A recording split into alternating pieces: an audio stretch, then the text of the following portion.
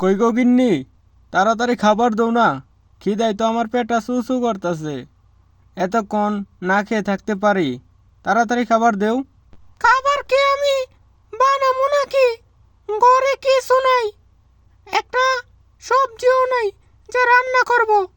একদম খালি। তোমারে না আমি বললাম ঘরে কিছু নাই 2-3 দিন ধরে।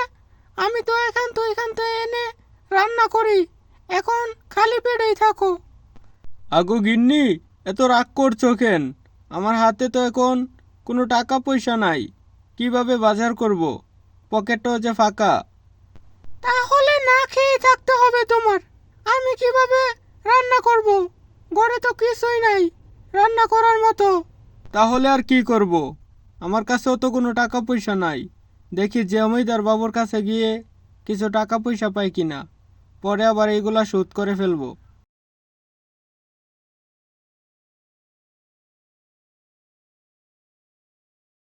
আরে রামু, তুই আজকে হঠাৎ আমার বাড়িতে? কি সমস্যা তোর? তুই তো আমার বাড়িতে কখন আসস না, আজকে হঠাৎ এলি? জমিদার বাবু, আপনার কাছে তো বিপদে পড়ে আসলাম।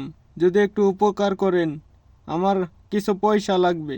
আপনি যদি আমাকে কিছু পয়সা ধার দিতেন, আমার অনেক উপকার হতো।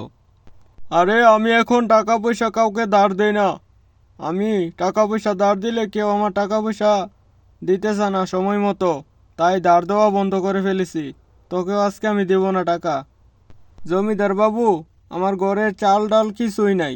যদি টাকা পয়সা দিতেন, তাহলে আমি কিছু বাজার সদাই করে নিতাম। ঘরে কিছুই নাই। যাও যাও, আমি টাকা পয়সা ধার দেওয়া বন্ধ করে ফেলেছি। আমি এখন টাকা পয়সা কাউকে ধার দেই না। আমি তোকেও দিতে পারবো না। আর আমার কাছে এগুলা বলে লাভ নাই।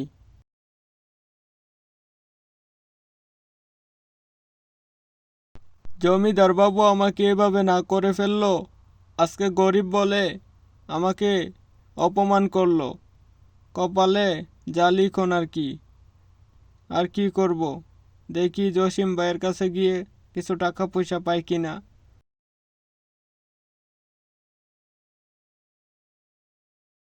আরে রামুদা, তুমি তো আমার বাড়িতে কখনো আসো না।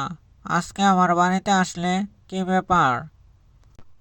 জসিম ভাই, আমার কিছু টাকা পয়সা লাগবো। ওই জমিদার বাবুর কাছে গিয়েছিলাম, সে নাকি এখন টাকা পয়সা কাউকে ধার দেয় না। আরে রামুদা, আমার কাছেও তো তেমন টাকা পয়সা নাই। আচ্ছা, যা আছে এগুলোই তোমাকে দিচ্ছি, বেশি নাই। আর বেশি দেরি করো না, আমাকে আবার সময় মতো দিয়ে দিও। জসিম ভাই, তুমি যে আমার কি একটা উপকার করলে ভাই, তোমাকে যে আমি কিভাবে ধন্যবাদ জানাবো। আচ্ছা ভাই, যাই তাহলে।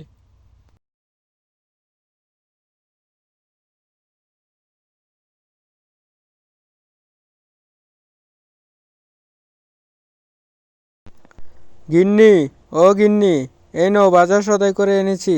এগুলা রান্না করো তাড়াতাড়ি। কই গো, তুমি কার কাছ থেকে টাকা পয়সা ধার আনলে? আমাকে যে বললে না। আর বলো না, জমিদার বাবুর কাছে গিয়েছিলাম, জমিদার বাবু না করে দিয়েছে। ওই জসিম ভাইয়ের কাছে পরে গেলাম, জসিম ভাই এগুলা টাকা আমাকে দিচ্ছে। বলছে যে সময় মতো আবার দিয়ে দিতে। জসিম ভাই লোকটা অনেক ভালো লোক।